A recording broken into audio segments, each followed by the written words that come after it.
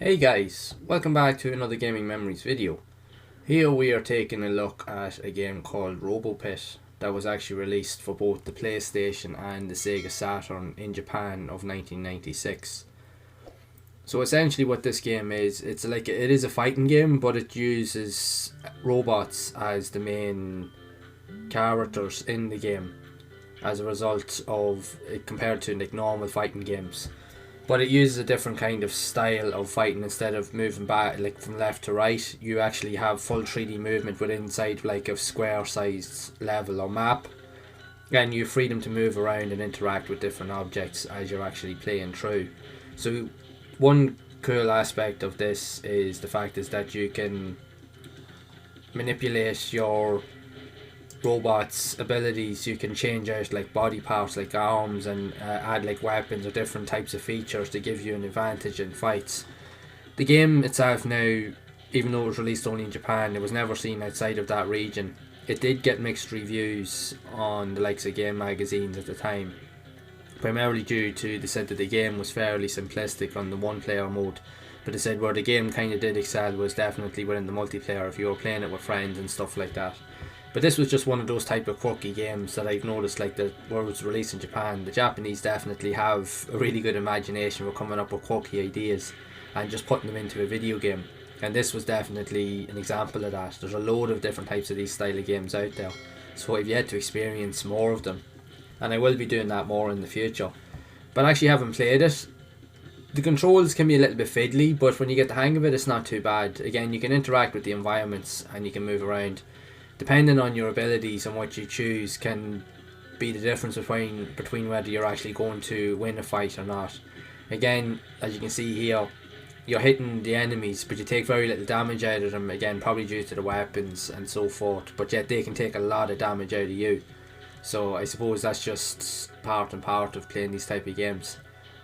But they did say that the multiplayer aspect of it was definitely its best feature, the fact that you could play with your mates. So I'd imagine that you would have a bit of fun with this, playing the multiplayer.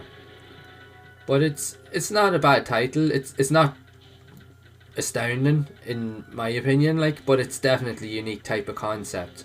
There wasn't too many games like this back in those days. Like, you seen like plenty of arcade style fighting games, but this tried to bring a different type of element into it. But funnily enough, even with the likes of this game, even though this game only came out in Japan, there was other games later on in the PlayStation's life cycle that actually did start to use a lot of these type of concepts and use the likes of robots and so forth within the game. So you can see where they definitely got their ideas from. So they all had to get them from somewhere. But it's not a bad title. It's definitely quirky. It's different. It's definitely unique. It can be fiddly, I will admit, to play. But if you ever get the chance to play stuff like this here, and if you're into these kind of quirky kind of like style games, it might be worth actually looking into.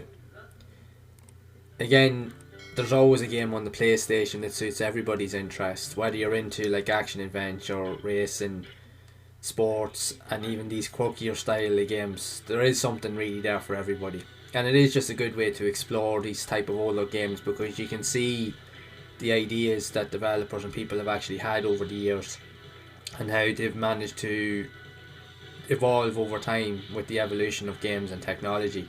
You can see that there's a lot of games that do come out today that use the similar traits, and you can see where they get these ideas from. They all come from these older titles. So again, if you haven't tried out Robo Pit, I would recommend that you at least just have a go of it, just to have a quick spin at it and see what you think of it. If you can get to play it with a couple of mates or so forth, it'll be a quick fix, that kind of way. You'll have a good laugh for a couple of minutes anyway, at least with it. So even though it is fiddly, so definitely feel free to check it out. So what are your thoughts on this game? Did you even know it existed, and if so, did you actually play it back in the day, and what did you think of it? Be sure to share your thoughts down in the comments below.